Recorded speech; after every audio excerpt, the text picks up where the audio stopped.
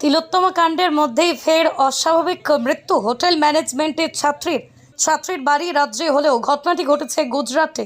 চলতি বছরের ফেব্রুয়ারি মাসে সিউড়ির মল্লিকগুন পাড়ার বাসিন্দা পিয়া দাস হোটেল ম্যানেজমেন্টে ট্রেনিং করতে গেছিল গুজরাটে। গত 12ই সেপ্টেম্বর হঠাৎ তার বাড়ির লোকের কাছে গুজরাটের ওই হোটেল ম্যানেজমেন্ট ইনস্টিটিউট থেকে ফোন আসে আপনার মেয়ে আত্মহত্যা করেছে বলে। বাড়ির লোক সেখানকার লোকাল থানায় যোগাযোগ করে মেয়েটির মৃতদেহ নিয়ে আসেন গতকাল বাড়িতে। সেখানকার পুলিশ ও হোটেল ম্যানেজমেন্ট ইনস্টিটিউটে এই মৃত্যুর পিছনের ঘটনাকে তুলে ধরেনি, শুধুমাত্র অস্বাভাবিক মৃত্যু বলেই দেখানো হয়েছে। পুলিশ প্রশাসন কোনোভাবেই সাহায্য করেনি বলে বাড়ির লোকের অভিযোগ। পরিবারের লোকজন প্রশ্ন তুলছেন, মোদির রাজ্যে বাংলার ছাত্রীর অস্বাভাবিক মৃত্যু হয়েছে। আমার বোন ভালো ছিল, আমার বোনকে এমন করে দিয়েছে, আমার আমার আমার বোনকে বাঁচতে দেয়নি, ফোন কথা বলতে দেয়নি। আমার বোনকে কদিন ধরে ফোনও সুইচ অফ।